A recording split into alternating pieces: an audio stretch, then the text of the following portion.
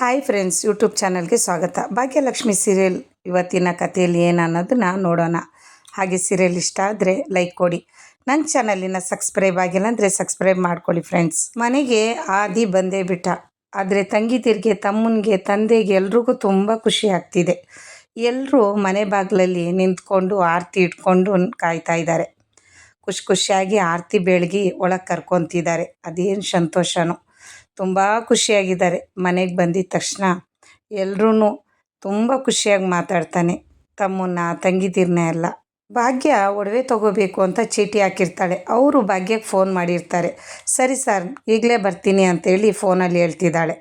ಕುಸುಮ ಅವರು ಏನಂತ ಈಗಲೇ ಕೊಡ್ತಾರಂತ, ತಡ ಮಾಡೋದು ಬೇಡ, ಹೊರಡೋಣ ಅಂತೇಳಿ ಹೊರಡುವಾಗ ಸುನಂದವರು ಭಾಗ್ಯ ಅಂತ ಕೂಕ್ಕೊಂಡು ಬರ್ತಾರೆ. ಇಬ್ಬರು ಯಾವ ಕಡೆಗೆ ಹೊರಟಿದ್ದೀರಾ ಅಂತ ಕೇಳ್ತಾರೆ. ಕುಸುಮ ಅವ್ರು ಹೇಳ್ತಿದ್ದಾರೆ, ಭಾಗ್ಯ ಒಡವೆ ಚೀಟಿ ಹಾಕಿದ್ಲಲ್ಲ, ಅದ್ರದ್ದು ದುಡ್ಡು ಸಿಗುತ್ತೆ ಅಂತೆ, ಅದನ್ನು ಹೋಗಿ ಇಸ್ಕೊಂಡು ಬರೋಕ್ಕೆ ಹೋಗ್ತಿದ್ದೀವಿ ಅಂತ. ಸುನಂದವರು ತುಂಬ ಖುಷಿಯಾಗಿ, ಚಿನ್ನ ತಗೊಳ್ಳೋದಕ್ಕೆ ದುಡ್ಡು ಸಿಗುತ್ತಾ, ಎಷ್ಟು ಸಿಗುತ್ತೆ ದುಡ್ಡು ಅಂತ ಕೇಳ್ತಿದ್ದಾರೆ. ಸುನಂದವ್ರು ಆ ಥರ ಹೇಳೋದು ಕುಸುಮ ಅವ್ರಿಗೆ ಸ್ವಲ್ಪನೂ ಇಷ್ಟ ಆಗಲ್ಲ. ಕೂಗಾಡ್ತಾರೆ ಸುನಂದವ್ರಿಗೆ ಕುಸುಮ ಅವರು. ಅಲ್ಲ, ಒಬ್ಬಳೇ ಇಷ್ಟೊಂದು ಕಷ್ಟಪಡ್ತಾಳೆ, ಅವಳು ಕಟ್ಟಿರೋ ದುಡ್ಡನ್ನ ಆ ಥರ ಕೇಳ್ತಿರಲ್ಲ ನೀವು ಅಂತ. ಅದರಲ್ಲಿ ಏನೈತೆ ತಪ್ಪು? ಅವಳೇ ತಾನೇ ಪೂಜೆಗೆ ಮದುವೆ ಮಾಡ್ತೀನಿ, ಜವಾಬ್ದಾರಿ ತೊಗೊತೀನಿ ಅಂದಿದ್ದಾಳೆ, ಅದಕ್ಕೆ ಕೇಳಿದೆ ಅಪ್ಪ ನಾನು ಅಂತಾರೆ. ಅಮ್ಮ, ಅತ್ತೆ ಸುಮ್ಮನೆ ಇರಿ ಹೋಗಲಿ ಅಂತ ಹೇಳ್ಬಿಟ್ಟು ಅತ್ತೆನ ಕರ್ಕೊಂಡು ದುಡ್ಡು ಇಸ್ಕೊಂಡು ಬರೋಕ್ಕೆ ಹೊರಡ್ತಾಳೆ. ಇಲ್ಲಿ ಆದಿ ಕಿಶನ್ ಮದುವೆನ ನಿಲ್ಲಿಸೋದಕ್ಕಾಗಿಯೇ ಬಂದಿದ್ದಾನೆ. ಅಪ್ಪ, ನೀವು ಯಾರ ಜೊತೆಲೋ ಕಿಶನ್ ಮದುವೆ ಮಾಡಬೇಕು ಅಂದ್ಕೊಂಡಿದ್ದೀರಲ್ಲ, ನಾನು ಆ ಮದುವೆನ ನಿಲ್ಸೋಕೆ ಬಂದಿದ್ದೀನಿ ಅಂತ ತಂದೆ ಹತ್ರ ಡೈರೆಕ್ಟಾಗಿ ಹೇಳ್ತಾನೆ ಆದಿ. ಎಲ್ಲರೂ ಮುಂದೆ ಮಾತಾಡೋಕ್ಕಾಗಲಿಲ್ಲದೆ ಅಪ್ಪನ ಬೆಡ್ರೂಮ್ಗೆ ಕರ್ಕೊಂಡು ಹೋಗ್ತಾನೆ ಆದಿ. ಬನ್ನಿ ಅಪ್ಪ ಇಲ್ಲಿ ಅಂತ ಸಸ್ಪೆನ್ಸಾಗಿ ಮಾತಾಡೋಕ್ಕೆ ಬೆಡ್ರೂಮ್ ಒಳಗೆ ಅಪ್ಪನ ನಿಲ್ಲಿಸ್ಕೊಂಡು ಮಾತಾಡ್ತಿರ್ತಾನೆ. ನೀವು ಯಾರ ಜೊತೆಲೋ ಕಿಶನ್ನ ಮದುವೆ ಮಾಡ್ತಾ ಇದ್ದೀರಾ, ಅದು ನನಗೆ ಗೊತ್ತಾಯಿತು. ಅಯ್ಯೋ ಪರವಾಗಿಲ್ಲ ಅಲ್ಲೋ, ಗಾಳಿಕಿನ ಫಾಸ್ಟ್ ಆಗಿದೆಯಾ ನೀನು ಅಂತೇಳಿ ಅವ್ರ ತಂದೆ ಹೇಳ್ತಾರೆ. ಅಷ್ಟು ಬೇಗ ವಿಷಯ ತಿಳ್ಕೊಂಡಿದೆಯಲ್ಲೋ ಅಂತ ಹೇಳ್ಬಿಟ್ಟು ತಂದೆ ಆದಿಗೆ ಹೇಳ್ತಾ ಇದ್ದಾನೆ. ನಾನು ಎಂಗೇಜ್ಮೆಂಟ್ ಡೇಟು ಫಿಕ್ಸ್ ಆದಮೇಲೆ ನಿನಗೆ ಹೇಳ್ಬೇಕು ಅಂದ್ಕೊಂಡಿದ್ದೆ ಅಂತ ಹೇಳಿ ಅವ್ರ ತಂದೆ ಹೇಳ್ತಾರೆ. ಹಾಂಪ್ಪ, ಎಲ್ಲ ವಿಷಯ ಗೊತ್ತಾಯಿತು, ಅದಕ್ಕೆ ನಿಮ್ಮ ಹತ್ರ ಮಾತಾಡೋಕೆ ಬಂದಿದ್ದು ಅಂತಾನೆ. ಮಾತಾಡಬೇಕು ಅಂತೀಯ, ಅದೇನು ಮಾತಾಡಬೇಕು ಮಾತಾಡು ಅಂತ ಹೇಳ್ತಾರೆ. ಕಿಶನ್ಗೆ ಯಾರ ಜೊತೆಲೋ ಮದುವೆ ಮಾಡೋಕೆ ಹೊಟ್ಟಿದ್ದೀರಲ್ಲ, ಅದನ್ನು ನಾನು ನಿಲ್ಸೋಕೆ ಬಂದಿದ್ದೀನಿ ಅಂತ ತಂದೆ ಹತ್ರ ಡೈರೆಕ್ಟಾಗಿ ಆದಿ ಹೇಳ್ಬಿಡ್ತಾನೆ. ಕಿಶನ್ಗೆ ತುಂಬಾ ತಲೆ ಕೆಟ್ಟೋಗಿರುತ್ತೆ. ಇದೇನಪ್ಪ ಇದು, ತಂದೆನ ಒಳಗೆ ಕರ್ಕೊಂಡೋಗಿ ಮಾತಾಡೋದು, ಇವನು ಮುಂದೆ ಮಾತಾಡಿರಲ್ಲ ಅವರು, ಆ ಟೆನ್ಷನ್ನಲ್ಲಿರ್ತಾನೆ ಅವನು. ಹೊರಗಡೆ ಬಂದು ಕನಿಕನ್ ಕೇಳ್ತಾನೆ, ಅಲ್ಲ ಕನಿಕಾ, ಇಷ್ಟು ಬೇಗ ಬರ್ತೀಯಾ ನೀನು ಅಂತೇಳಿ ಗೊತ್ತಿರಲಿಲ್ಲ ನನಗೆ ಅಂತ ಹೇಳ್ದೆಲ್ಲ, ಏನಿದು? ಕನಿಕಾ ಹೇಳ್ತಾಳೆ, ಬ್ರೋ, ಅವನು ಒಂದು ಕೆಲಸದ ಮೇಲೆ ಬಂದಿದ್ದಾನೆ ಅಂತ. ಕಿಶನ್ ಹೇಳ್ತಿದ್ದಾನೆ, ಏನಂತ ಕೆಲಸ, ಇಂಪಾರ್ಟೆಂಟ್ ಕೆಲಸ ಅಂತ. ಭಾಗ್ಯ ಕುಸುಮ ಅವರು ದುಡ್ಡು ಇಸ್ಕೊಂಡು ಬರುವ ದಾರಿಯಲ್ಲಿ ಕಷ್ಟ ಸುಖ ಮಾತಾಡ್ಕೊಂಡು ಕಾರಲ್ಲಿ ಬರ್ತಾ ಇದ್ದಾರೆ. ನೋಡ್ದೇನೆ ಭಾಗ್ಯ, ನಮ್ಮ ಕಷ್ಟ ನೋಡಿ ಅವ್ನು ಬಡ್ಡಿ ಬಿಟ್ಟು ಎಷ್ಟು ಕೂಗ್ಬಿಟ್ಟ ಅಂತ, ಚೀಟಿ ಅವನು ಅಂತ ಹೇಳ್ತಿದ್ದಾರೆ. ಕಷ್ಟ ಇದ್ದಾಗ ಯಾರೂ ಸಹಾಯ ಮಾಡಲ್ಲ, ಈ ಥರ ಕಿತಾಪತಿಗಳೇ ಮಾಡೋದು ಅಂತ ಕುಸುಮ ಅವ್ರು ಹೇಳ್ತಾರೆ. ಹೋಗಲಿ ಬಿಡಿ ಅತ್ತೆ, ನಮಗೆ ತಾನೇ ದುಡ್ಡಿನ ಅರ್ಜೆಂಟ್ ಇರೋದು ಅಂತ ಭಾಗ್ಯ ಹೇಳ್ತಾಳೆ. ಅಷ್ಟೊತ್ತಿಗೆ ಅಲ್ಲಿ ಕಾರವನೊಬ್ಬ ತುಂಬ ಅರ್ಜೆಂಟಲ್ಲಿ ಆರ್ನು ಹೊಡಿತಾನೆ ಇರ್ತಾರೆ. ಆದರೆ ತುಂಬ ಡಿಸ್ಟರ್ಬ್ ಆಗ್ತಿರುತ್ತೆ ಇಲ್ಲಿ ಭಾಗ್ಯಗೆ. ಅರ್ಜೆಂಟಾಗಿ ಹೋಗ್ಬೇಕಾದ್ರೆ ಭಾಗ್ಯ ಕಾರಿಗೆ ಟಚ್ ಮಾಡ್ಕೊಂಡು ಹೋಗ್ಬಿಡ್ತಾನೆ. ಅಲ್ಲಿ ನೋಡಿ ಅತ್ತೆ, ನಮ್ಮ ಕಾರ್ ಹತ್ರನೇ ತೊಗೊಂಡು ಬಂದು ಕಾರ್ನ ನಿಲ್ಲಿಸಿದ್ದಾನೆ ಅಂತ ಹೇಳ್ಬಿಟ್ಟು ಭಾಗ್ಯ ಹೇಳ್ತಿದ್ದಾಳೆ.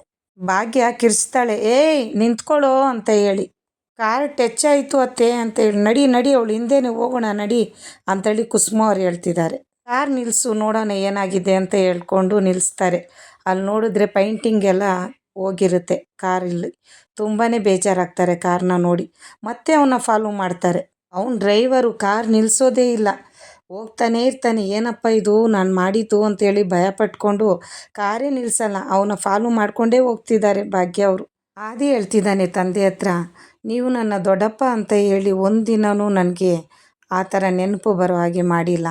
ನೀವು ನನಗೆ ಯಾವಾಗೂ ತಂದೆ ಪ್ರೀತಿನೇ ಕೊಟ್ಟಿದ್ದೀರಾ. ನಾನು ನಿಮ್ಮ ಮಗ ಅಲ್ಲ ಅಂತ ಹೇಳಿ ಆ ಕೊರತೆನ ನೀವು ನನಗೆ ಕೊಟ್ಟೇ ಇಲ್ಲ. ಹೇಳ್ಬೇಕಂದ್ರೆ ನಿಮ್ಮ ಮಕ್ಕಳಿಗೆ ನೀವೆಷ್ಟು ಪ್ರೀತಿ ಕೊಟ್ಟಿದ್ದೀರೋ ಅಷ್ಟೇ ಪ್ರೀತಿ ನನಗೂ ಕೊಟ್ಟಿದ್ದೀರಾ. ಅಪ್ಪ, ಕಿಶನ್ ನಿಮಗೆ ಹಾಗೆ ಮಗನೋ, ನನಗೂ ಹಾಗೆ ತಮ್ಮ, ಸ್ವಂತ ತಮ್ಮ ಅಂತ ಹೇಳ್ತಾನೆ. ಕನಿಕಾ ಕದ್ದು ಕೇಳಿಸ್ಕೊತಾ ಇರ್ತಾಳೆ ತಂದೆ ಮಗ ಮಾತಾಡೋದನ್ನ. ಆದಿ ಹೇಳ್ತಾನೆ, ಅಪ್ಪ ನೀವೇ ನನ್ನ ಪ್ರಪಂಚ, ನಿಮ್ಮನ್ನು ಬಿಟ್ಟರೆ ನನಗೆ ಯಾರೂ ಇಲ್ಲ ಅಂತ. ನನಗೆ ಯಾಕೋ ಈ ಮದುವೆಯಿಂದ ಈ ಫ್ಯಾಮಿಲಿಗೆ ಒಳ್ಳೇದಾಗಲ್ಲ ಅಂತ ಅನ್ನಿಸ್ತಿದೆ ಅಂತಾನೆ. ಕನಿಕಾ ಆದಿ ಬ್ರೋ ಹೇಳ್ತಿದ್ದಾನೆ ಅಂದಮೇಲೆ ಮುಗೀತು, ನಾನು ಅಂದ್ಕೊಂಡಂಗೆ ಈ ಕೆಲಸ ಆಗ್ತಿದೆ ಅಂತೇಳಿ ಹೊರಗಡೆಯಿಂದ ಕದ್ದು ಕೇಳಿಸ್ಕೊಂಡು ಖುಷಿ ಆಗ್ತಿದ್ದಾಳೆ. ಡ್ಯಾಡಿ ಆದಿ ಅಣ್ಣನ ಮಾತನ್ನ ಯಾವತ್ತೂ ಮೀರಲ್ಲ ಅಂತ ಬೇರೆ ಹೇಳ್ಕೊತಿದ್ದಾಳೆ. ಅಪ್ಪ ಏನು ಯೋಚನೆ ಮಾಡ್ತಿದ್ದೀರಾ? ಈ ಸಂಬಂಧ ಬೇಡ, ನಮ್ಮ ಫ್ಯಾಮಿಲಿಗೆ ಏನಾದರೂ ತೊಂದರೆ ಆಗ್ಬೋದು ಅಂತ ಅನ್ನಿಸ್ತಿದೆ ಅಂತಾನೆ. ಇಲ್ಲ ಕಣೋ, ಕಿಶನ್ ಮದುವೆ ವಿಷಯದಲ್ಲಿ ಅದು ಸರಿಯಾಗಿದೆ ಅಂತೇಳಿ ನನಗೆ ಗೊತ್ತಿದೆ ಅಂತ ಹೇಳ್ಬಿಟ್ಟು ಅಲ್ಲಿಂದ ತಂದೆ ಮಾತಾಡಿಬಿಟ್ಟು ಹೊರಟ್ಬಿಡ್ತಾನೆ. ಇಲ್ಲಿ ಕುಸುಮ ಮತ್ತು ಭಾಗ್ಯ ಕಾರಲ್ಲಿ ಅವನ ಫಾಲೋ ಮಾಡ್ಕೊಂಡು ಬರ್ತಾನೇ ಇದ್ದಾರೆ. ಕುಸುಮ ಅವ್ರು ಹೇಳ್ತಿದ್ದಾರೆ, ನಂಬರ್ ನೆನ್ಪಿಟ್ಕೋ, ಮರ್ತೋಗ್ಬಿಟ್ಟಿಯಾ, ನಂಬರ್ ಇದ್ದರೆ ಕಂಪ್ಲೇಂಟ್ ಕೊಡ್ಬೋದು ಅಂತ.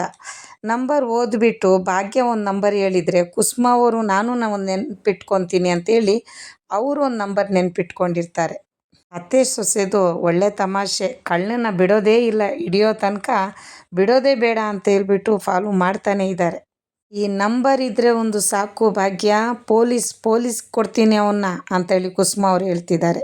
ಕೋರ್ಟ್ ಮೆಟ್ಲು ಹತ್ತಿಸ್ತೀನಿ ಅಂತ ಹೇಳ್ತಿದ್ದಾರೆ. ಆದರೆ ಅದು ಬೀಗರು ಮನೆ ಕಾರ್ ಅಂತೇಳಿ ಅವ್ರಿಗಿನ್ನೂ ಗೊತ್ತೇ ಇಲ್ಲ.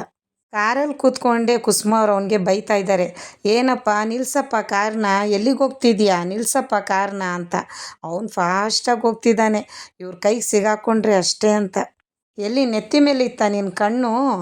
ಅತ್ತೆ ನೀವು ಹುಷಾರತ್ತೆ ಅಂತ ಹೇಳ್ಬಿಟ್ಟು ಭಾಗ್ಯ ಅಂತಾಳೆ. ನನ್ನ ಬಗ್ಗೆ ನೀನು ಚಿಂತೆ ಮಾಡಬೇಡ, ಮುಂದೆ ನೋಡ್ಕೊಂಡು ನೀನು ಕಾರು ಓಡಿಸು ಅಂತೇಳಿ ಕುಸುಮ ಅವ್ರು ಹೇಳ್ತಿದ್ದಾರೆ. ಕಳ್ಳ ಅವನು, ಕಳ್ಳನ ಮೇಲೆ ಗಮನ ಇರಲಿ, ಬಿಡಂಗಿಲ್ಲ ಅವನ್ನ ಅಂತೇಳ್ಬಿಟ್ಟು ಕುಸುಮ ಅವ್ರು ಹೇಳ್ತಿದ್ದಾರೆ. ಎಂಥ ಹೆಂಗಸ್ರು ಇವರು, ಬೆನ್ನಿಗೆ ಬಿದ್ದರು ಬೇತಾಳನ ಥರ ಬೆನ್ನು ಹತ್ಕೊಂಡು ಬರ್ತಾನೆ ಇದ್ದಾರಲ್ಲ, ಬಿಡ್ತಾನೆ ಇಲ್ಲಲ್ಲ ನನ್ನ ಅಂತೇಳಿ ಆ ಡ್ರೈವರ್ ಹೇಳ್ಕೊಂಡು ಅವ್ರ ಕಣ್ಣು ತಪ್ಪಿಸ್ಬಿಟ್ಟು ಮನೆಗೆ ಬಂದೇ ಬಿಡ್ತಾನೆ. ಏ ಭಾಗ್ಯ, ಏನು ಹಿಂಗೆ ಓಡಿಸ್ತಾ ಇದೆಯಾ, ಅದೇನು ಹಿಂದೇನೋ ಮುಂದೇನೋ ತಳ್ಳು, ಜೋರಾಗಿ ಹೋಗುತ್ತೆ ಕಾರು ಅಂತೇಳಿ ಕುಸುಮ ಅವರು ಭಾಗ್ಯಗೆ ಹೇಳ್ತಿದ್ದಾರೆ. ಹಿಂದೆ ಮುಂದೆ ಮಾಡಿ ಭಾಗ್ಯ ಫಾಸ್ಟಾಗಿ ಓಡಿಸ್ತಿದ್ದಾಳೆ ಗಾಡಿ. ಡ್ರೈವರ್ ಮನೆಗೆ ಬಂದುಬಿಟ್ಟು ಲೇಡೀಸ್ದೇ ತಪ್ಪು ಅನ್ನೋ ಥರ ಹೇಳ್ತಿದ್ದಾನೆ. ಇಲ್ಲಿಗೆ ಕತೆ ಮುಗ್ದಿದೆ. ನಾಳೆ ಸಂಚಿಕೆಯಲ್ಲಿ ನೋಡೋಣ. ಬಾಯ್.